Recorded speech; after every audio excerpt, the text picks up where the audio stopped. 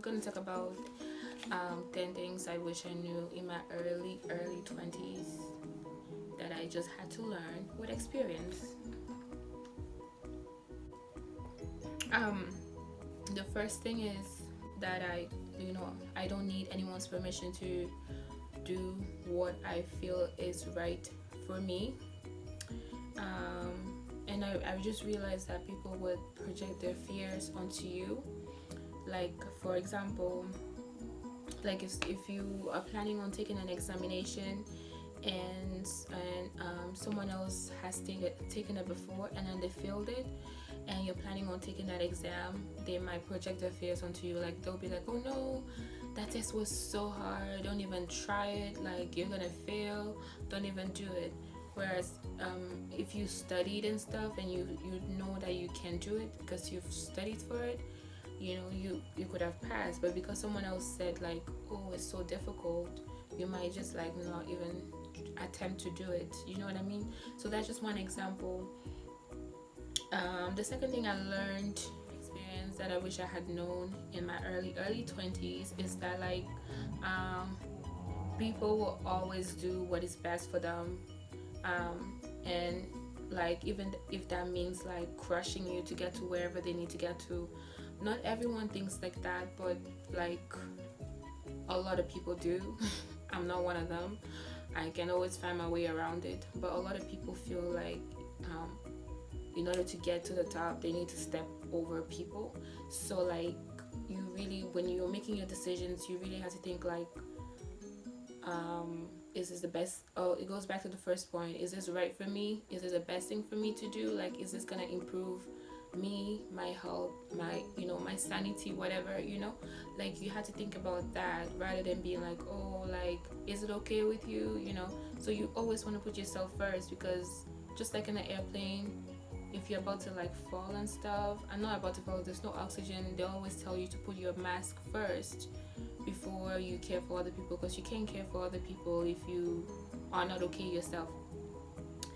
The third thing I learned in my mid-20s is that like, this is like, Africans don't do this, but like, no one tells you that, like, I mean, I never really did casual sex though, I never did it, but like, no one tells you that, like, casual sex can lead to pain or heartbreak. Casual sex usually don't lead to it doesn't amount to anything, and it can lead to a lot of pain. Like, for example, one of my experiences, it wasn't really like casual sex, but I realized that, like, even if you get with someone that you're not really into, it might turn out to be like you know what I mean? So if you're getting into something, you should at least get it like with someone that you actually are interested in, because you might just get hurt at the end and feel like, like, what's happening? Okay, so that's the third point. So you really want to think about this before you decide to just sleep around with multiple men. Like, you might end up getting hurt, you might end up like having some STDs, you might end up like getting pregnant, especially if you we'll get to that point. Fourth point I learned, or I realized, this is for me personally, is that alcohol is like old school. Like, I really never cared for alcohol, to be honest. I never did. My parents drink it and stuff, like it's like what they do, like they drink beer, but I never really liked beer or vodka and stuff. I really never liked it.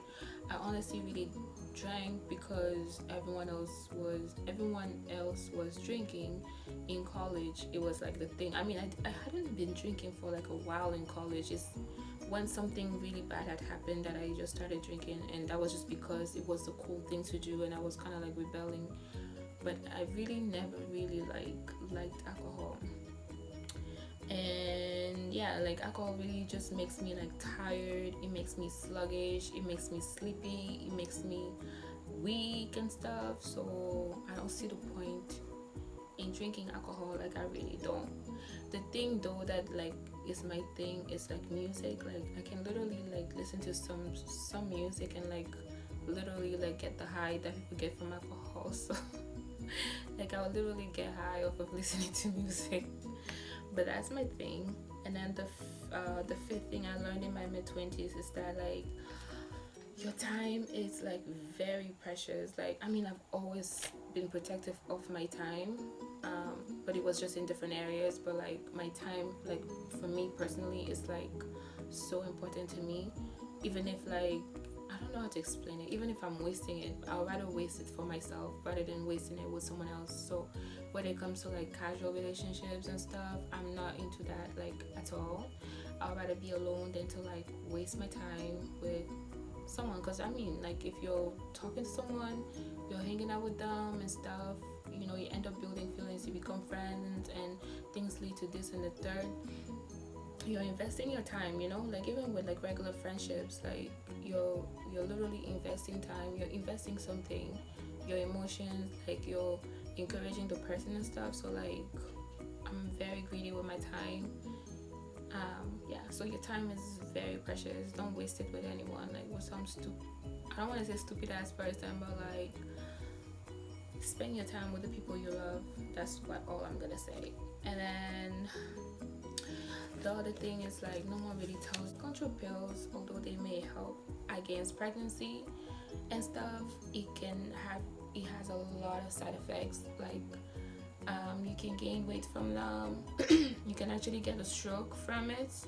No doctor really tells you this when you're taking it, like maybe for menstrual pains and stuff. No one tells you, but it can cause you to have strokes, heart attacks. Like literally it can coagulate your blood and lead to a lot of like stuff like heart attacks, strokes and things like that. So once you turn, like, I don't know, this is me personally, when I turned 24 years old, oh my god, I started thinking about my life. I feel like I was getting in some sort of like depression or something. I mean, it's not funny, but like I really felt I really felt so low. Like I was like, where's my life heading? Where am I going with this? Like what am I doing with myself? And it's crazy because like at the time I was like dating and stuff, I was going out with someone, and the person could not understand why I was like going a little bit crazy. I mean, there was a reason why, there's always a reason why, but there was also this thing where like I was thinking like, oh, like I'm with this person, I'm 24, you know, like what if I get pregnant and stuff, like we have no money to care for the baby and stuff. Like you start thinking about your future, the type of partner you want, the type of life you want, whether you want to be married, whether you don't want to be married. That's what I was thinking about at the age of 24 up till now still. And like I started thinking, okay, like, you know, will I be ready? Like if I'm trying to get married, like am I ready for that? And I'm like, I'm really not ready for that. So I was like in a really bad zone. Like I was just like in a place, I wasn't in a good place.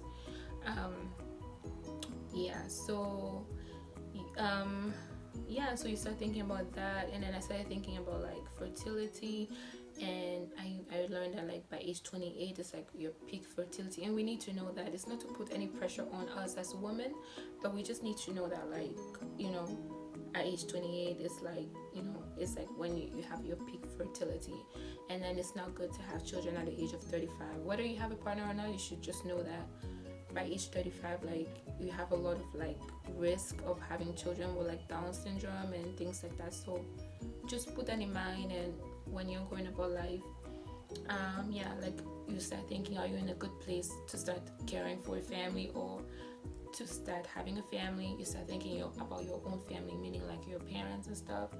Like how are things going? Like, you know, basically 24 for me was like 24, 25, 26 were like, I can't even say nothing. Okay, so the eighth thing I realized is that like after college, which is I guess when things started to like go down for me, like 23,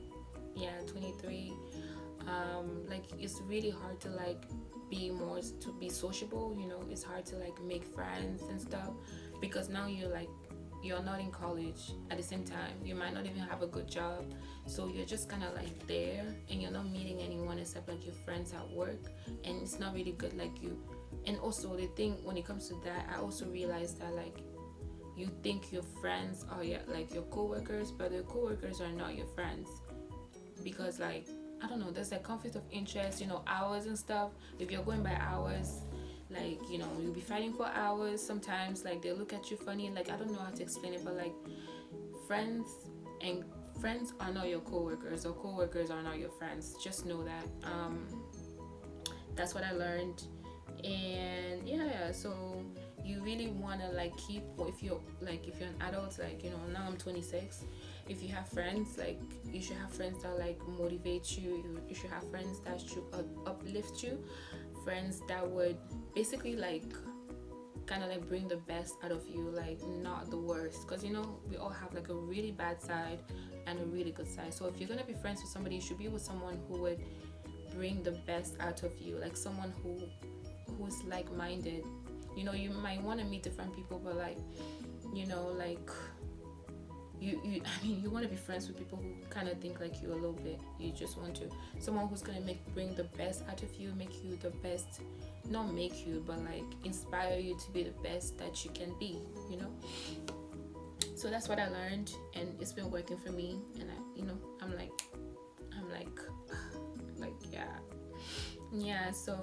so every, and then in life too, not every friend, that's what I realized, not every friend is there to stay. So there are some friends that will come and like teach you lessons in life, and there are some friends that would like, that are there to like, I have like my really really good friend, and then I have like friends that are just, that are, I think I have about like 2 or 3 friends, to be honest. And then the other ones are just like, oh hey, how are you, blah blah blah, that like, like acquaintances, I guess. But so so we're moving to the next point. And so peer pressure too is like real. It's real, like it's actually real, because like me, for example, like growing up, I've always wanted to please people, because that's just how I am. I don't know, I'm not like that anymore. I'm trying not to be like that. Working process, I don't know if that's how you say it. But like growing up, like I've always, I'm still trying to like find a middle ground to like please my parents and please myself, so we can both be happy, like. But sometimes whatever your parents want for you is not what you want for yourself, so it kind of like brings this like friction. And me too, because I like people around me to be happy. Sometimes I'm like, I want to do something to make them happy, but also I realize that I have to remember that if I'm not happy, which is what happened at one point, then everyone around me like feels it, like everyone is like, oh my god, what is wrong with you, stay away from me.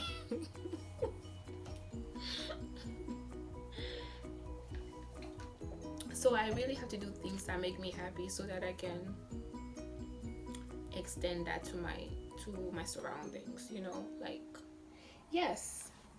So so you don't always want to do what other people are doing. You should do what feels good for you. And I can tell you, I just recently had something like that again, like happening, and I cannot talk about this.